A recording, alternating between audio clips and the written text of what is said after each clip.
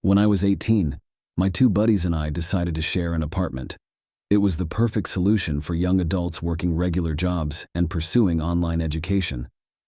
Our combined incomes made the rent affordable, and for a while, life was good. We were carefree, splitting chores and having a blast. Over the following year, life took an unexpected turn as one of my friends decided to move out, and then, a few months later, the other friend also left. It wasn't their fault. Life simply had other plans for them. But this left me in a difficult spot, having to figure out how to cover the bills with my modest paycheck. I began scouring rental listings, hoping to find a place that would fit my tight budget.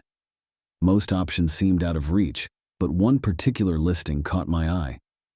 It was an unattractive old building on the other side of town with just 8 apartments. However, it came with a price tag I could afford, so I contacted the owner, John, and scheduled a viewing. The place itself was far from impressive. It had seen better days, was in dire need of a thorough cleaning, and just didn't seem inviting. But with my limited budget, I decided to take the plunge. During the tour, John mentioned something peculiar. There was a door in the hallway right across from my apartment. It looked like it might be another bedroom, but John explained that it was locked from both sides. He assured me I could treat it like a regular wall and forget about it.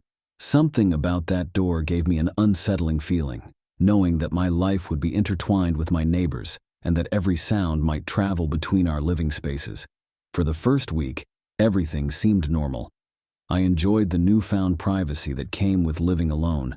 However, that peace was about to be shattered. One night, I was sitting on the couch, watching TV after a long day at work. Suddenly, a thunderous thud echoed from the hallway, jolting me from my seat. The noise didn't seem to have come from my apartment, so I assumed something might have fallen in the room behind the mysterious door. As I started heading to my room, I noticed something unusual. A dim light flickered beneath the door, as if someone was using a phone's flashlight. I hesitated, unsure if I should investigate further. The light suddenly disappeared, and the apartment beyond the door fell into silence. Perhaps it was just a fluke, I thought, but I couldn't help the nagging feeling that something wasn't quite right. I returned to the couch and stayed up for an extra hour feeling uneasy. Then, as if on cue, it happened again. The light, the thud, and then silence. This pattern persisted over the next few days. Late at night, mysterious thuds and faint footsteps, all coming from behind that ominous door. It was disconcerting, to say the least. My thoughts raced. Who were these neighbors? What were they doing behind that door? Why did they only seem to come alive at night? Then, one night, the noises intensified. A deafening thud echoed from the hallway, causing my heart to race. I couldn't ignore it anymore. I slipped out of my bed and tiptoed to the door. I pressed my ear to it, but there was nothing. Complete silence. I slowly turned the doorknob, pushing the door open. What I saw left me paralyzed with fear. The door across the hall was wide open. My heart pounded as panic coursed through my veins.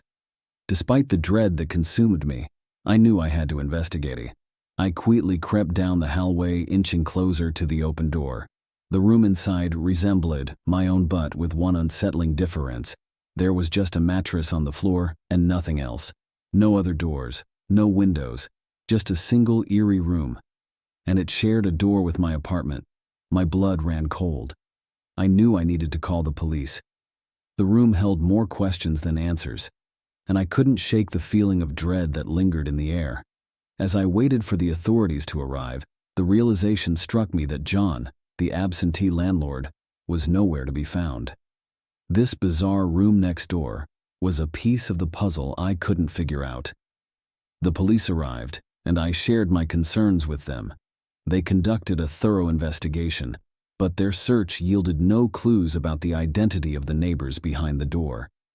It seemed they had disappeared without a trace. The case only deepened the mystery, and I couldn't shake the eerie feeling that I was living in the shadow of something profoundly disturbing. Was it John, the elusive landlord, who was behind all of this? Or had he, too, been a victim of the apartment's sinister secrets? To this day, I have received no updates on the true story behind the mysterious room next door.